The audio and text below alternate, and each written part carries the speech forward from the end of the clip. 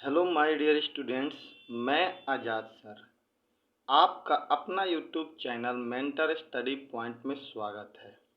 जैसा कि आप जानते हैं, मैं आप लोगों को आपके अपने YouTube channel mentor study point के माध्यम से 12वीं क्लास के इतिहास को पढ़ा रहा हूँ, जिस इतिहास में मैं आप लोगों को पहला बुक स्टार्ट किया हूँ जिसका नाम है प्राचीन भारत, और इसमें कुल 4 चैप्टर हैं जिसमें से मैंने आप लोगों को 3 चैप्टर पढ़ा दिया है। अब हम बात कर रहे हैं चौथे चैप्टर जिसका नाम है विचारक, विश्वास और इमारतें, अर्थात 600 ईसा पूर्व से लेकर 600 एडी के बीच में उस समय जो सांस्कृतिक विकास हुआ था इसके बारे में हम लोग पढ़ने का प्रयास कर रहे हैं।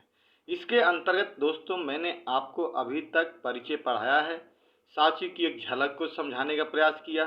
पृष्ठभूमि में हमने देखा यज्ञ और विवाद कैसे होते थे, यज्ञों की परंपरा कैसे शुरू हुई, नए नए क्या क्या प्रश्न थे समाज में, वाद विवाद और चर्चाएं कैसी हुई, लौकिक सुखों से आगे महावीर का संदेश और जैन धर्म का विस्तार भी हम लोगों ने किया, बौद्ध और ज्ञान की खोज, बुद्ध की शिक्षाएं, बुद्ध की अनुयायी, इन सब चीज़ों के बारे में मैंने आप लोगों को पढ़ा दिया है, जिसका काफ़ी ज़्यादा हमें रिस्पॉन्स अच्छा मिला है और आप लोगों ने वीडियो को पसंद किया है।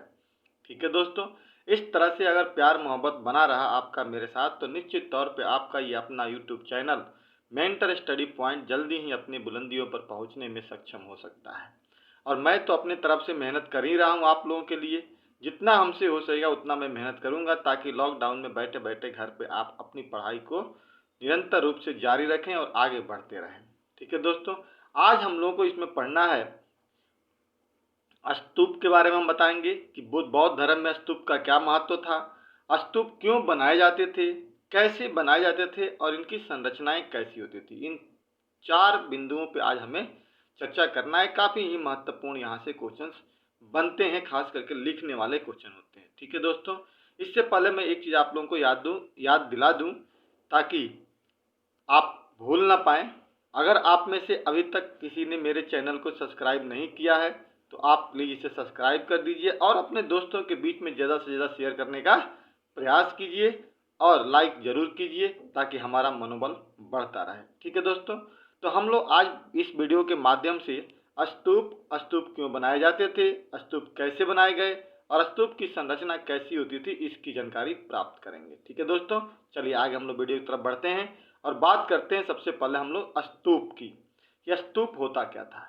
अगर सिंपल भाषा में बाबू हम आपको एक शब्दों में बताने का प्रयास करें तो स्तूप का मतलब होता था बौद्ध धर्म में वह स्थान जो एक पवित्र स्थान माना जाता था, यानी बौद्ध धर्म के अनुयायियों के लिए वैसा स्थान जो पवित्र माना जाता हो उसे स्तूप कहते हैं। दूसरी भाषा में कहिए, अगर हम हिंदू धर्म की बात करते हैं तो हमारे यहाँ क्या होता था?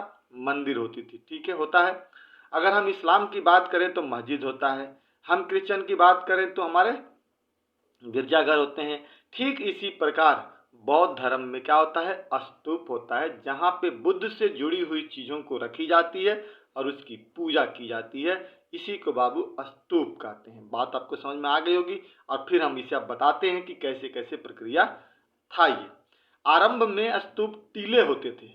टीला मतलब चारों तरफ से जो घेर दिए थे और बीच में कोई सामान रख दिया गया, लेकिन आगे चल करके यह पवित्र बौद्ध स्थल बन गया। यानी अभी बताया ना कि पवित्र स्थल बनते गए, किसके लिए? बुद्ध के लिए। जहाँ आंगन के बीच चबूतरों पर बुद्ध से जुड़े अवशेषों को गाड़ा जाता था और उसके बाद उसकी पूजा की जाती थी और वो धीरे धीरे एक मंदिर का रूप बनता चला गया। क्या था? तो बुद्ध से जुड़ी हुई अवशेषों को रखी जाती थी। वहाँ पे एक आंगन की तरह होता था, आंगन में बीच में देखते हो आंगन होता है, आंगन में एक चबूतरा होता है, उसी चबूतरे का पर इसको गाड़ दिया जाता और वही क्या कहलाता था? टीला कहलाता था, यानी स्तूप कहलाता था। ठीक है दोस्तों, बौद्ध धर्म के दर्शन जो है ना वो कैसे विकसित हुए, बौद्ध धर्म के व्यवहार कैसे आया, इसकी चर्चा करें हम। तो बौद्ध धर्म के आदर्श और व्यवहार का विकास ब्राह्मण, जैन तथा कई अन्य संप्रदायों के साथ वाद विवाद और तर्क वितर्क के परिणाम स्वरूप उभर कर सामने आया। बात समझ में आ गई कि बौद्ध जैसा आदर्श होता है। जैसे पिछले वीडियो में मैंने आपको बताया था कि बौद्ध धर्म का एक फिलॉसफी क्या थी? आत्मदीपो भावा। ठीक है, उन्होंने ईश्वर को नहीं माना, उन्होंने पूजा पाठ के खिलाफ आवाज उठाई, कर्मकांड के खिलाफ आवाज उठाई तो उनका यही आदर्श था। और ये चीजें कहाँ थी? जैन धर्म, बौद्ध धर्म, सॉरी ब्राह्मण धर्म, जैन और अन्य संप्रदायों में थी। तो जब उनसे बातचीत हुआ तो बातचीत के बाद ये नए तर्क वितर्क निकल करके आए और उन्होंने अपने आदर्श को आगे बढ़ाया। बुद्ध के कई विचारों का उल्लेख ग्रंथों में नहीं मिलता। जैसे हमने बताया था ना आपको कि बुद्ध के 3 ग्रंथ हैं, सूत पिटक, विनय पिटक और अभिधम पिटक। ये बेटा सवाल पूछा जाता है दोनों ही एग्जामों में, 12वीं क्लास में भी ऑब्जेक्टिव में पूछा जाएगा और कंपटीशन में भी पूछा जाता है। तो बहुत सारे इनके विचार जो है ना वो इनके किताबों में नहीं लिखे गए हैं, लेकिन उनके पवित्र स्थलों के माध्यम से समझ सकते हैं। लेकिन वो किताबों में तो उनकी बातें नहीं है, लेकिन जो उनका पवित्र स्थल है, जैसे मान लीजिए स्तूप है, तो वहां जाने के बाद हमें उनके बहुत सारे विचारों का जानकारी हमें उस जगह को देखने के बाद भी मिल जाता है कि बुद्ध के दिमाग में क्या चल रहा था और कैसे इंसान थे। आ गई बात समझ में? तो बहुत चीज किताबों में नहीं मिलने के बाद भी वहां हमें जानकारी मिल जाती है। अब आता है अगला पॉइंट, कह रहा है कि प्राचीन काल से ही लोग कुछ जगहों को पवित्र मानते हैं। अभी भी मानते थे, तब भी हमारे यहाँ बहुत दिनों से किसी पेड़ के नीचे कुछ चीज रख दिया गया, वहां पे पवित्र मान के चलते थे। कोई पत्थर रख दिया, वहां पे पूजा होती थी। आज भी बहुत परंपरा है। जैसे खास वनस्पति की जगह, अनूठी चट्टाने और प्राकृतिक सौंदर्य जैसे स्थल पवित्र स्थल बन जाते थे। ये सब हम लोग देखे हैं, चट्टान कोई पत्थर रख दिया गया, वो भी पवित्र स्थल बन गया।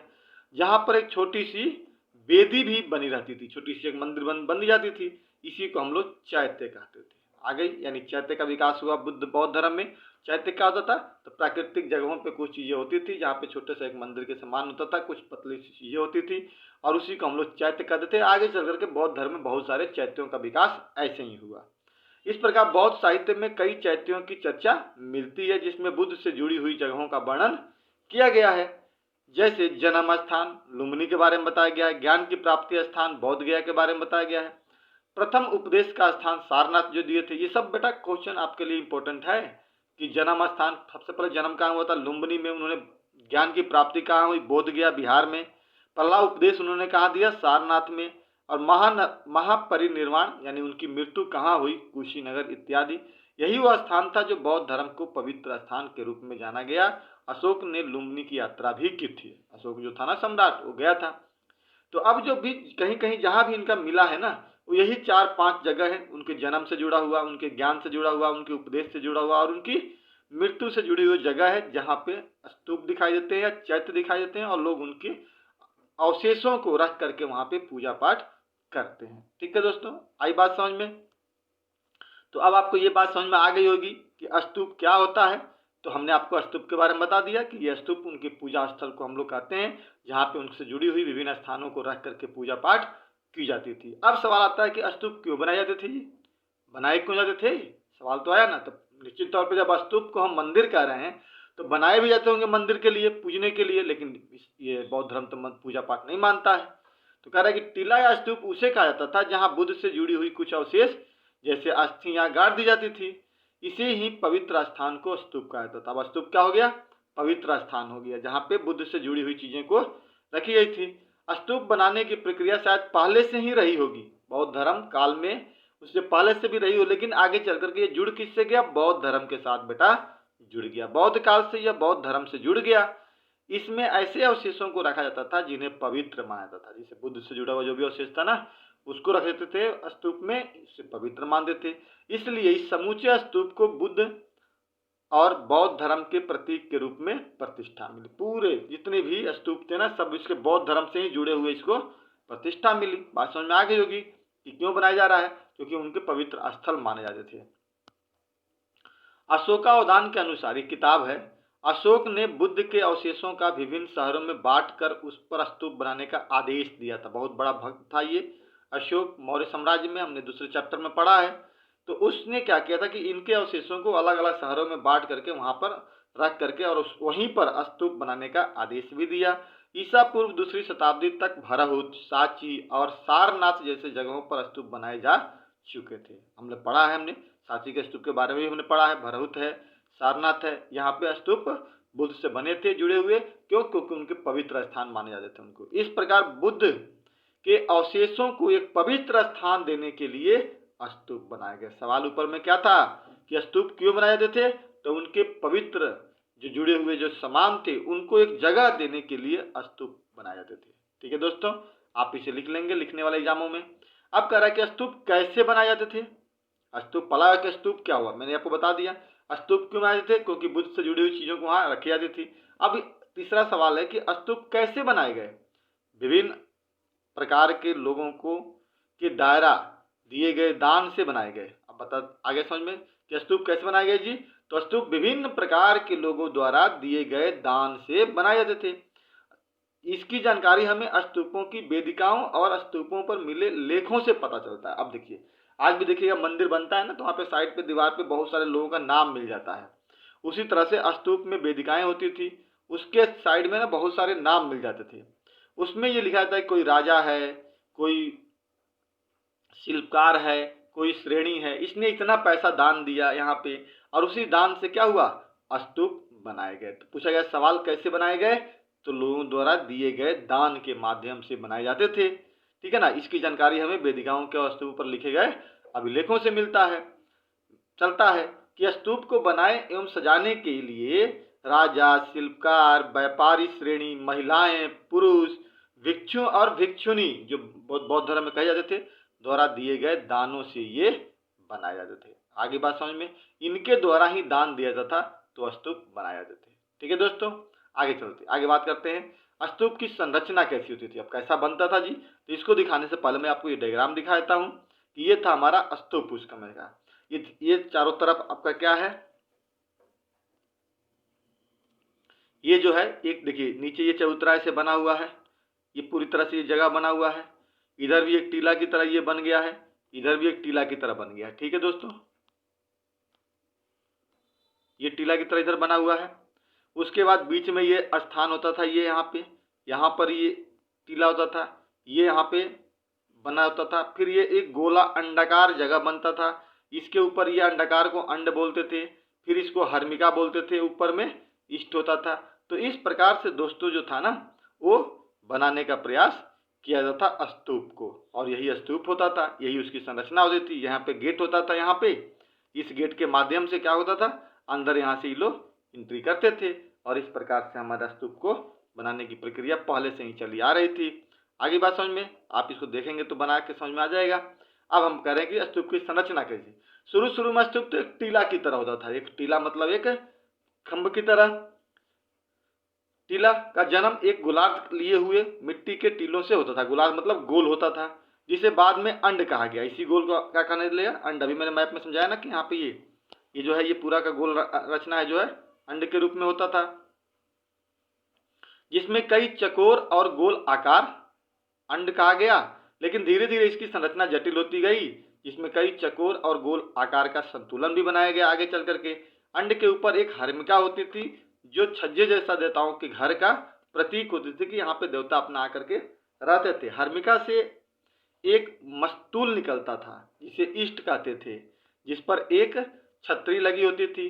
टीले के चारों ओर वेदिकाएं होती थी, जो खंबे की तरह हमने देखा, और इस प्रकार से ये चारों ओर वेदिकाएं हो गई। जैसे ये है इसी चारों ओर। फिर यहाँ से प्रवेश द्वार बनाने के लिए हो जाता था, यहाँ से जाने के लिए ऊपर ये बन गया। ये इस तरह से संरचना टीले की होती थी। इस प्रकार से आप इसको लिखने में दोस्तों सक्षम हो सकते हैं। तो इस प्रकार दोस्तों हमने इस वीडियो के माध्यम से आपको कितनी चीजें पढ़ाया। पहले हमने आपको बताया कि स्तूप की संरचना कैसी होती थी, आप लिख लेंगे, डायग्राम बना देंगे, 2 नंबर का क्वेश्चन कंप्लीट हो गया। फिर आपको इसमें दे रहा है कि स्तूप कैसे बनाए गए, तो दान दक्षिणा दे करके राजा महाराजा शिल्पकार वगैरह होते थे, उनके द्वारा बनाया जाता था। अब सवाल पूछ रहा है कि स्तूप क्यों बनाए जाते थे, क्योंकि पवित्र स्थल होते थे। और स्तूप होता क्या था, जहाँ पे बुद्ध के अवशेषों को रख करके वहाँ पे ज्ञान के लिए लोग पूजा पाठ करते थे, इसी को हम लोग स्तूप कहते थे। इस प्रकार दोस्तों इस वीडियो में हम लोग इतना ही करेंगे। इसी के साथ ही इस वीडियो को मैं समाप्त करता हूं। लेकिन इससे पहले मैं आपको फिर एक बार याद दिलाता हूं कि दोस्तों आप लोगों के सहयोग से चैनल बहुत अच्छे से चल रहा है, ये तो बिल्कुल फिक्स है। साथ ही साथ इसमें और थोड़ा सहयोग करने की जरूरत है। ज़्यादा से ज़्यादा वीडियो अपना शेयर कीजिए, और अभी तक आपने सब्सक्राइब नहीं किया तो सब्सक्राइब कीजिए, दोस्तों के बीच में शेयर कीजिए, लाइक कीजिए, कमेंट कीजिए, ताकि मेरा सपोर्ट मिले। और इस सपोर्ट के बल पे, मनोबल के साथ ही साथ मैं आप लोगों को अच्छे से अच्छे वीडियो बनाऊं, और आप अपने पढ़ाई को जारी रखें। और जीएस को लेकर के जो आपके अंदर भ्रम बना रहता है, उसको मैं दूर करने का प्रयास में लगा हुआ हूं। बिल्कुल कंसेप्ट के साथ पढ़ाने का प्रयास कर रहा हूं। ठीक है दोस्तों, चलिए हम लोग यहीं पे इसको रोकते हैं। जय हिंद, जय भारत।